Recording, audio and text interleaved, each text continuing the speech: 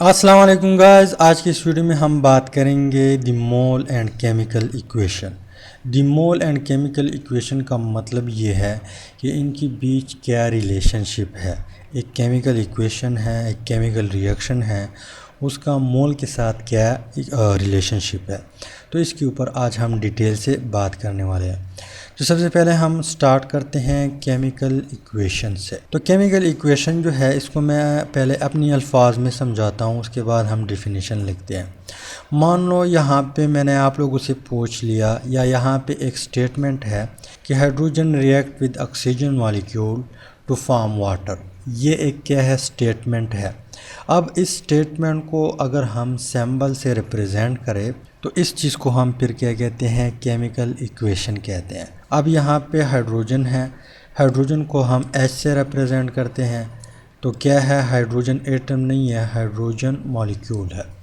इसके अलावा ऑक्सीजन को हम किस चीज़ से रिप्रेजेंट करते हैं, O से। तो O यहाँ पे O2 है क्योंकि ऑक्सीजन मॉलिक्यूल है। इसको हमने सिंबल से रिप्रेजेंट किया। यहाँ पे हम एक एरो लगाते हैं। एरो का मतलब ये है कि यहाँ पे इस साइड पे जो चीज़ है वो इस साइड पे जा रहा है। तो यहाँ पे तीसरा वर्ड क्या है, वाटर, कि ऑक्सीजन और हाइड्रोजन आपस में जब रिएक्शन करता है तो रिज़ल्ट में हमें वाटर देता है। अब वाटर का फार्मूला क्या है, H2O। तो एक स्टेटमेंट को उसके सिंबल से रिप्रेजेंट करना, इस चीज़ को हम क्या कहते हैं, केमिकल इक्वेशन कहते हैं। यानी हम इस तरह डिफाइन कर सकते हैं कि representation of chemical reaction using symbol and formula of the substance is called chemical equation. एक स्टेटमेंट है, उसमें रिएक्शन बताया हुआ है। अब उस रिएक्शन को अगर हम सिंबल से रिप्रेजेंट करें या फार्मूला से रिप्रेजेंट करें तो इस चीज़ को हम क्या कहते हैं, केमिकल इक्वेशन कहते हैं। अब यहाँ पे जो केमिकल इक्वेशन है इसके दो पार्ट है, एक एरो से इस साइड पे है, एक एरो से इस साइड पे है। यहाँ पे जो राइट साइड पे है इसको हम नाम देते हैं, क्या नाम देते हैं, प्रोडक्ट। इसके अलावा एरो से जो लेफ़्ट साइड पे है इसको हम नाम देते हैं रिएक्टेंट्स। क्या नाम देते हैं, रिएक्टेंट्स। अब ये दो टर्म जो है आप लोगों ने याद करने हैं, इसको हम बार बार यूज़ करेंगे, ठीक। इसके बाद यहाँ पे केमिकल इक्वेशन के साथ हम एक और वर्ड्स लगाते हैं, balance chemical equation. Balance chemical equation. तो बैलेंस केमिकल इक्वेशन हम इस तरह डिफाइन करते हैं कि an equation that has an equal number of atom of each element on both side of equation is called balance chemical equation. इसका मतलब ये है कि एक केमिकल इक्वेशन है, इसके दोनों साइडों पे जो एटम की तादाद हो वो अगर इक्वल हो उसको फिर हम बैलेंस केमिकल इक्वेशन कहते हैं। यहाँ पे आप लोग देख ले, ये बैलेंस केमिकल इक्वेशन नहीं है। क्यों? क्योंकि यहाँ पे इस साइड पे दो देख ले, दो हाइड्रोजन है, प्रोडक्ट साइड पे यहाँ पे दो हाइड्रोजन है, यहाँ पे दो ऑक्सीजन है, यहाँ पे एक ऑक्सीजन है। तो इट मीन्स कि यहाँ पे जो एटम की तादाद है दोनों साइडों पे वो सेम नहीं है। यहाँ पे मैं एक और एग्ज़ाम्पल देता हूँ। मान लो हमारे पास मैग्नीशियम है, मैग्नीशियम रिएक्शन करता है किस चीज़ के साथ, ऑक्सीजन के साथ। रिज़ल्ट में हमें जो प्रोडक्ट मिलता है उसको हम बोलते हैं मैग्नीशियम ऑक्साइड, MgO। अब इसको आप केमिकल इक्वेशन तो कह सकते हैं क्योंकि इनको हमने सिंबल से रिप्रेजेंट किया, लेकिन यहाँ पे इसको आप बैलेंस केमिकल इक्वेशन नहीं कह सकते। अब कैसे आप लोग बैलेंस करेंगे, इस तरह बैलेंस करेंगे कि प्रोडक्ट साइड पे और रिएक्टेंट साइड पे आपने एटम को देखना है कि वो नंबर के लिहाज से सेम है कि नहीं है। तो पहले आप लोगों ने प्रोडक्ट की तरफ देखना है। यहाँ पे ऑक्सीजन कितने हैं, 1 है। यहाँ पे ऑक्सीजन कितने हैं, 2 है। यहाँ पे ऑक्सीजन मॉलिक्यूल है, यहाँ पे एटॉमिक ऑक्सीजन है। तो हम इसको 2 करेंगे, लेकिन 2 यहाँ पे नहीं लगाएंगे। अगर आप लोगों ने यहाँ पे 2 लगाया तो यहाँ पे फिर जो बॉन्ड बने हैं उसमें जो है गड़बड़ आ जाएगी। यहाँ पे हम 2 लगाते हैं तो इट मीन्स कि यहाँ पे 2 ऑक्सीजन हो गए, 2 इसके साथ ज़रब का आएगा तो 2 ऑक्सीजन, यहाँ पर भी 2 ऑक्सीजन। इसके अलावा अगर यहाँ पे आप लोग देख ले, अब 2 जो है इस मैग्नीशियम के साथ भी है। अब यहाँ पे मैग्नीशियम 2 हो गए, यहाँ पे मैग्नीशियम 1 है, तो यहाँ पे हम 2 लगाते हैं तो ये रिएक्शन जो है ये बैलेंस हो जाएगा, क्योंकि यहाँ पे 2 मैग्नीशियम 2 मैग्नीशियम, 2 ऑक्सीजन 2 ऑक्सीजन। तो इसको फिर हम बैलेंस केमिकल इक्वेशन कह सकते हैं। क्या कह सकते हैं? Balance chemical equation.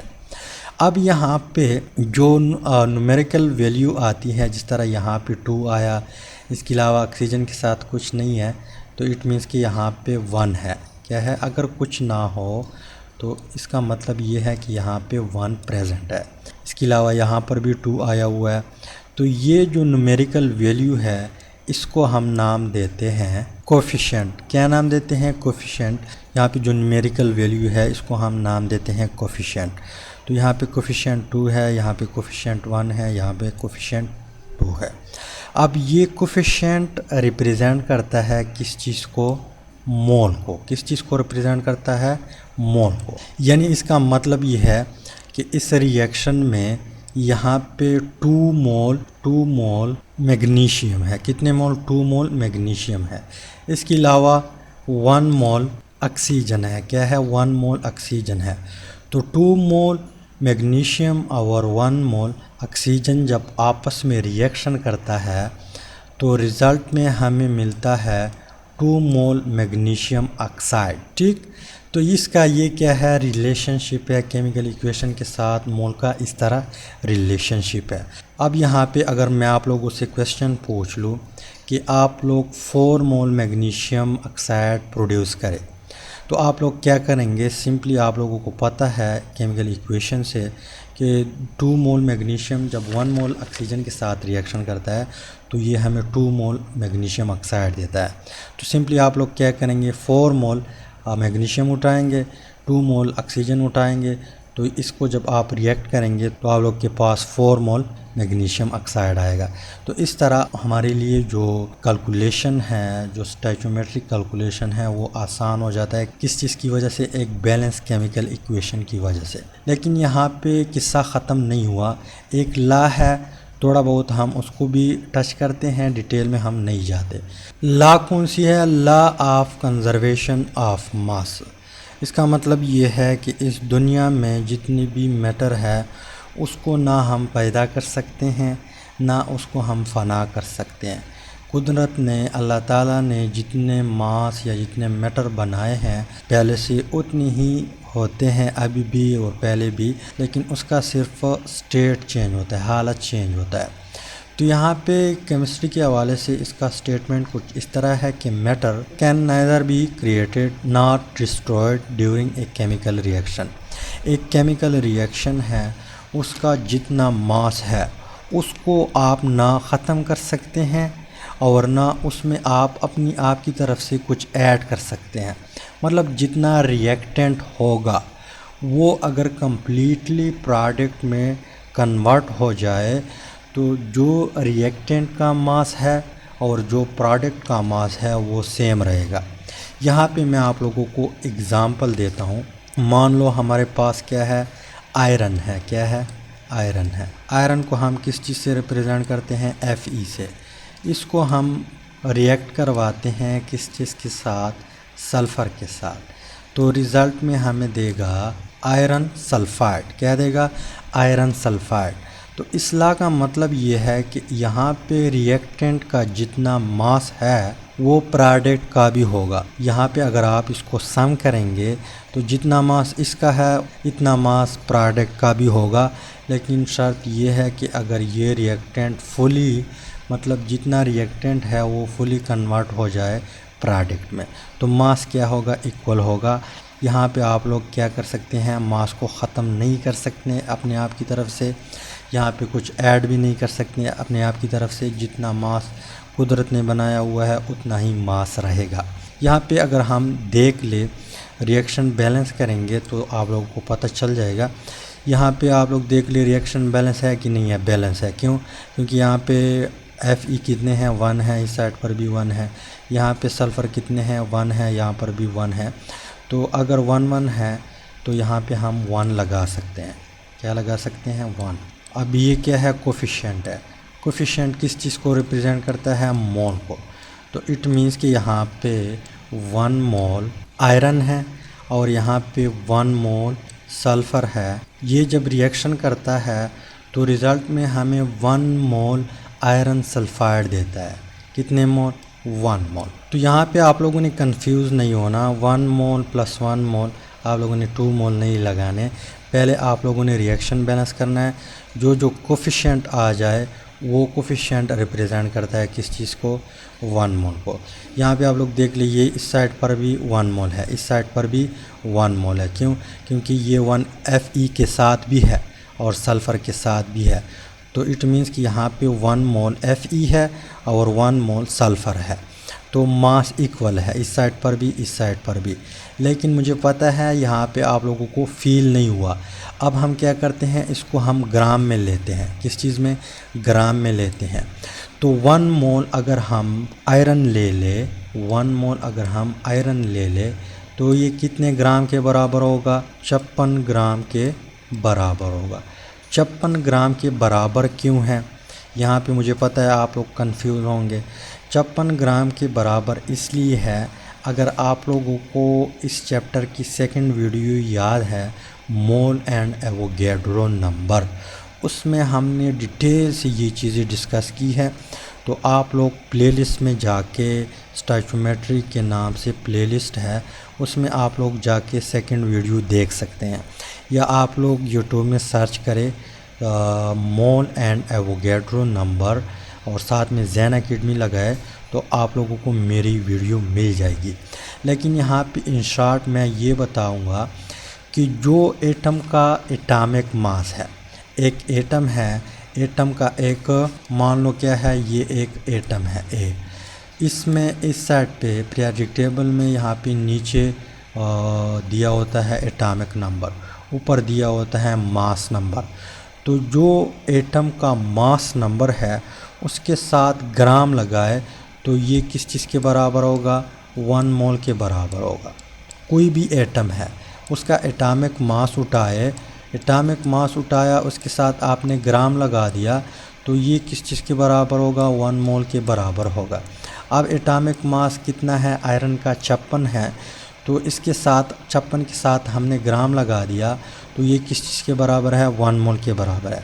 इस तरह यहाँ पे जो सल्फ़र है, ये जो है इसको अगर हम 1 मोल ले लें, यहाँ पे बैलेंस केमिकल इक्वेशन में हमें 1 मोल बता रहा है, तो सल्फ़र का एटॉमिक मास कितना है, 32। अब उस 32 के साथ आप लोग ग्राम लगाए तो ये क्या है, 1 मोल के बराबर है। क्या है, 1 मोल के बराबर है। इसके अलावा यहाँ पे प्रोडक्ट के साइड पे आप लोग देख ले, प्रोडक्ट के साइड में Fe भी 1 मोल है और सल्फ़र भी 1 मोल है। तो 56 प्लस 32 ये आप लोग आपस में जमा करें तो टोटल कितने ग्राम आएगा, 88 ग्राम आएगा। यहाँ पे आप लोग देख ले, 2 और 6 8 और 3 और 5 8, 88 ग्राम। इसको आप जमा करें, यहाँ पे 2 और 6 8, यहाँ पे 3 और 5 8, कितने ग्राम है, 88 ग्राम। तो इस ला का मतलब ये है कि जितना रिएक्टेंट है अगर वो फुली कन्वर्ट हो जाए किस चीज़ में, प्रोडक्ट में, तो रिएक्टेंट का मास और प्रोडक्ट का मास इक्वल होगा। क्या होगा, इक्वल होगा। यहाँ पे आप लोग देख ले, रिएक्टेंट का मास भी 88 है, 88 ग्राम है, यहाँ पे प्रोडक्ट का मास भी 88 ग्राम है। इसके अलावा अगर आप लोग नंबर से नंबर पूछ ले, मतलब इस यहाँ पे कितने 1 मोल में कितने नंबर है आयरन के, तो हमें मालूम है कि 1 मोल इज इक्वल टू होता है एवोगैड्रो नंबर 6.022 ज़रबे 10 की पावर 23। यहाँ पे 6.022 ज़रबे 10 की पावर 23। इसको आप लोग जमा करें और यहाँ पे ये आयरन सल्फाइड कितने हैं, 6.022 ज़रबे 10 की पावर 23 और 6.022 ज़रबे 10 की पावर 23। इसको आप जमा करें तो नंबर के लिहाज से भी सेम आता है। यहाँ पे जमा करें, यहाँ पे जमा करें तो आप लोग के साथ जो रिज़ल्ट है वो सेम आएगा। ठीक, तो इस ला का मतलब ये है कि जितना रिएक्टेंट है उतना प्रोडक्ट ही होगा। आप इनमें से कुछ कम नहीं कर सकते, कुछ ऐड नहीं कर सकते।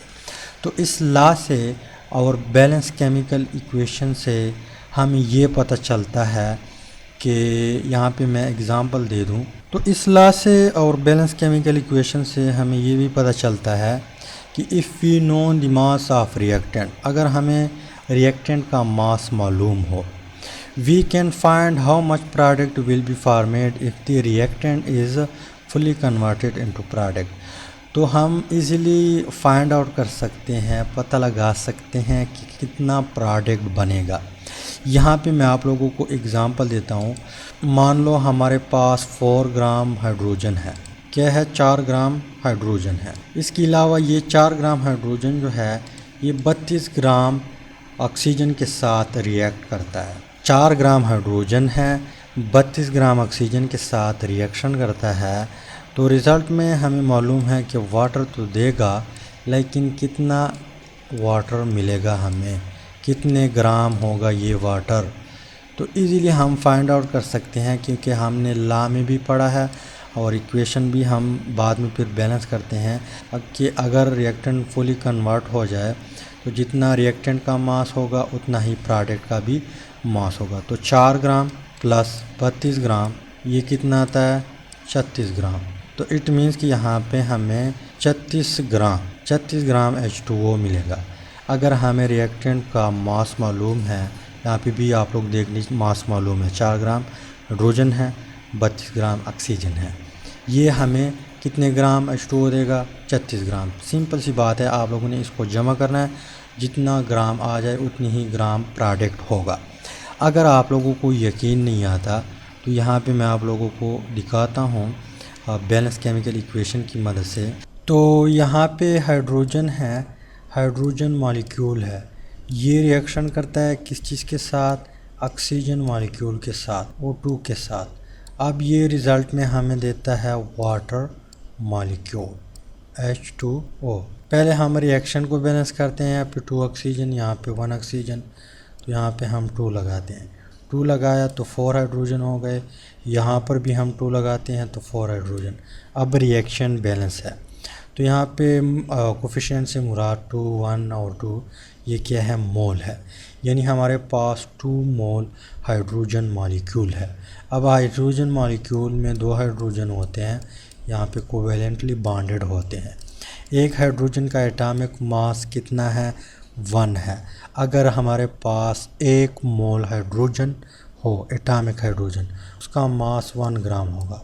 इसके अलावा इसका भी मास 1 ग्राम है। तो कितने हाइड्रोजन है टोटल, 4 हाइड्रोजन है, तो 1 ज़रबे 4 4, तो इट मीन्स कि हमारे पास 4 ग्राम क्या है हाइड्रोजन मॉलिक्यूल है। इसके अलावा एक ऑक्सीजन का एटॉमिक मास 16 है, 2 एटॉमिक ऑक्सीजन है एक ऑक्सीजन मॉलिक्यूल में, इस तरह 2 ऑक्सीजन बॉन्डेड होते हैं, ठीक। तो एक ऑक्सीजन का 16 है, 2 का कितना होगा 32 ग्राम, ये 36 आता है। इसके अलावा यहाँ पे 2 मोल H2O मॉलिक्यूल है, कितने मोल H2O मॉलिक्यूल 2 मोल है। एक H2O मॉलिक्यूल में 2 हाइड्रोजन है, एक ऑक्सीजन है। 2 हाइड्रोजन का जो मास आता है वो 2 ग्राम आता है, कितने ग्राम 2 ग्राम। इसके अलावा एक ऑक्सीजन का 32 आता है, 16 आता है, तो 16 जमा 2 ये आता है 18 ग्राम। 18 ग्राम एक H2O मॉलिक्यूल का मास आता है H2O, ठीक। कितने H2O मॉलिक्यूल है 2 है, 2 मोल H2O मॉलिक्यूल है, 1 मोल का 18 ग्राम आता है, तो 2 ज़रबे 18, 18 दूने 36 ग्राम। तो केमिकल इक्वेशन से भी हमें पता चलता है और लॉ जो है उससे हम डायरेक्टली भी कर सकते हैं। तो 36 ग्राम H2O हमारे पास बन चुका है, ठीक। इसके अलावा इस इक्वेशन से हमें ये भी पता चलता है कि मान लो यहाँ पे आप लोगों को किसी प्रोडक्ट का मास दिया हुआ है, यहाँ पे एक रिएक्टेंट का मास भी दिया हुआ है, दूसरे का मास प्रेजेंट नहीं है, तो आप लोग उसको कैसे जो दूसरा रिएक्टेंट है उसका मास कैसे फाइंड आउट करेंगे। तो इसके लिए यहाँ पे मैं एक एग्ज़ाम्पल देता हूँ। अब इस एग्ज़ाम्पल में यहाँ पे 80 ग्राम मैग्नीशियम ऑक्साइड बना हुआ है, कितने ग्राम 80 ग्राम। यहाँ पे रिएक्टेंट साइड पे 32 ग्राम ऑक्सीजन से और कितने ग्राम मैग्नीशियम होगा, मतलब कितने ग्राम मैग्नीशियम 32 ग्राम ऑक्सीजन के साथ रिएक्ट करके हमें 80 ग्राम मैग्नीशियम ऑक्साइड देगा। तो ये सिंपल सी बात है। यहाँ पे 80 जो है इससे आप माइनस करें किस चीज़ को, 32 को, तो यहाँ पे ये 10 से 2 गई 8, यहाँ पे 7 बचा, 7 से 3 गई तो 48। तो ये 48 किस चीज़ का है, मैग्नीशियम का। मतलब 48 ग्राम मैग्नीशियम जो है 48 ग्राम, ये जब 32 ग्राम ऑक्सीजन के साथ रिएक्शन करता है तो हमें 80 ग्राम MgO मिलता है। यहाँ पे आप लोग इसको जमा करें, 2 और 8 10, इसके अलावा 1 डाका और यहाँ पे 3 और 4 7 और 1 डाका हुआ था तो 8, 80 ग्राम बनता है। यकीन नहीं आता तो हम रिएक्शन करते हैं बैलेंस केमिकल इक्वेशन से। तो यहाँ पे आप लोग देख ले, रिएक्शन मैं करता हूँ। हमारे पास क्या है, मैग्नीशियम है, क्या है, Mg मैग्नीशियम है। इसके अलावा ये रिएक्शन करता है किस चीज़ के साथ, ऑक्सीजन मॉलिक्यूल के साथ। रिज़ल्ट में हमें देता है मैग्नीशियम ऑक्साइड। रिएक्शन को बैलेंस करना है, कैसे बैलेंस करेंगे, प्रोडक्ट साइड पे देख ले कितने ऑक्सीजन है, 1 ऑक्सीजन है, यहाँ पे 2, तो यहाँ पे हम 2 लगाते हैं। 2 मैग्नीशियम हो गए तो यहाँ पे हम 2 लगाते हैं, तो ये बैलेंस हो जाएगा। अब यहाँ पे एक मैग्नीशियम का जो एटॉमिक मास है, क्या है, एक मैग्नीशियम का एटॉमिक मास कितना है, 24 है। मतलब ये है कि यहाँ पे 2 मोल मैग्नीशियम है, 1 मोल मैग्नीशियम का एटॉमिक मास कितना है, 24 ग्राम आता है। कितने, 24 ग्राम। यहाँ पे कितने मोल है, 2 है, तो 2 × 24 इज इक्वल टू 48 ग्राम। ठीक। इसके अलावा 1 मोल ऑक्सीजन है, 1 मोल ऑक्सीजन में कितने आते हैं, 32 ग्राम आते हैं। अब 32 × 48 ये 80 आता है, लेकिन ये अगर यकीन नहीं आता तो यहाँ पे आप लोग देख ले, मैग्नीशियम है, कितने मैग्नीशियम है, 2 मैग्नीशियम है, 2 मोल मैग्नीशियम है, 2 मोल मैग्नीशियम का कितना आता है, 48। ठीक। इसके अलावा यहाँ पे 1 मोल ऑक्सीजन है, कितने मोल, 1 मोल। ये 2 जो है ये ऑक्सीजन के साथ इस तरह है कि इस तरह बॉन्डेड है, मतलब ऑक्सीजन मॉलिक्यूल है। ठीक। तो 1 मोल ऑक्सीजन मॉलिक्यूल है, 1 मोल का कितना आता है, 32 ग्राम। अब 32 और 48 को जमा करें तो आंसर आपके पास 80 आएगा। ठीक। 80 यहाँ पे ऊपर देख ले 80 और नीचे देख ले 80। तो इससे ये पता चलता है कि all stoichiometric calculation are done on balance chemical equation. जितने भी स्टोइचियोमेट्रिक कैलकुलेशन हैं इसको हम केमिकल इक्वेशन से सब कुछ फाइंड आउट कर सकते हैं। स्टोइचियोमेट्रिक कैलकुलेशन में क्या क्या है, मोल मोल कन्वर्जन है, मोल मास कन्वर्जन है, यहाँ पे मास है, सॉरी यहाँ पे आप लोग क्या कर दें, मास। ठीक। इसके अलावा मास कन्वर्जन है, मोल वॉल्यूम कन्वर्जन है, वॉल्यूम टू मोल कन्वर्जन है। ये सब चीज़ें क्या है, स्टोइचियोमेट्रिक कैलकुलेशन है। अब ये जो है इसको हम अलग अलग वीडियो में डिस्कस करेंगे, साथ साथ न्यूमेरिकल करेंगे। यहाँ पे अगर हम डिस्कस करना स्टार्ट कर दें तो वीडियो काफ़ी लंबी हो जाएगी। तो हम एक एक को स्टडी करते हैं अलग अलग वीडियो में, ताकि आप लोगों को लिए भी आसानी हो और आप लोगों को सही समझ आ सके। न्यूमेरिकल हम करते हैं। तो उम्मीद करता हूँ वीडियो की समझ आई होगी। अगर समझ आई है वीडियो को लाइक करें, शेयर करें, चैनल को ज़रूर सब्सक्राइब करें ताकि आप लोगों को हर आने वाली न्यू वीडियो की अपडेट मिल सके। इसके अलावा अगर पेज पे आप लोग देख रहे हैं तो पेज को भी लाजमी फॉलो करें ताकि आप लोगों को भी फ़ायदा हो और मुझे भी फ़ायदा हो और एक दूसरे को ग्रो करने में एक दूसरे का साथ दे सके। Finally thanks for watching.